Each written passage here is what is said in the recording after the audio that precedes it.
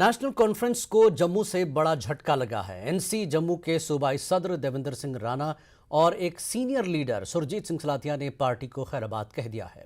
National conference ने tweet करते हुए कहा कि पार्टी सदर फारूक अब्दुल्ला को देवेंद्र सिंह राणा और सुरजीत सिंह सलातिया के इस्तीफे के मकतूब मिले हैं और उन्होंने दोनों के इस्तीफों को मंजूर कर लिया है।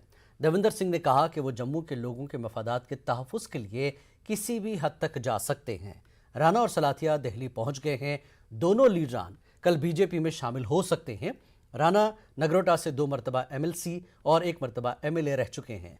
साल 2009 में वो उमर अब्दुल्ला के सियासी मुशीर भी थे।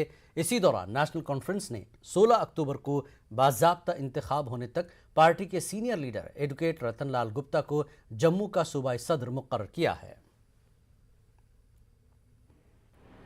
देखिए, मेरा ये मानना है कि जम्मू डिक्लेरेशन जिसको हमने पिछले कोई 8-9 महीने से शुरू किया था, जिस पे बात करना, उसको एक मजबूती देने की ज़रूरत है। और जम्मू डिक्लेरेशन जो है वो एक आवाज़ बनेगी, जो आवाज़ जम्मू से निकलेगी और पूरे के पूरे जम्मू कश्मीर के लिए होगी। और हमारा मानना ये है कि जम्मू डिक्लेरेशन जो हर जम्मू के वर्ग की नुमाइंदगी करते हुए, जम्मू कश्मीर की नुमाइंदगी करते हुए जम्मू कश्मीर को मजबूत करेगी और भारत को मजबूत करेगी। और उसके चलते हमने अपना पथ जो है, सियासी पथ बदला है।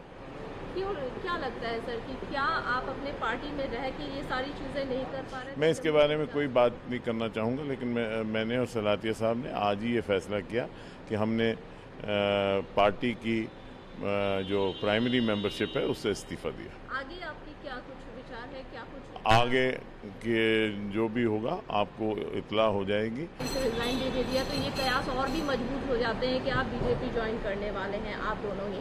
क्या कुछ कहना चाहेंगे इस विषय पर? आपको 1-2 दिन में सब खबर आ जाएगी। जब आ जाएगी तो आपको पता भी।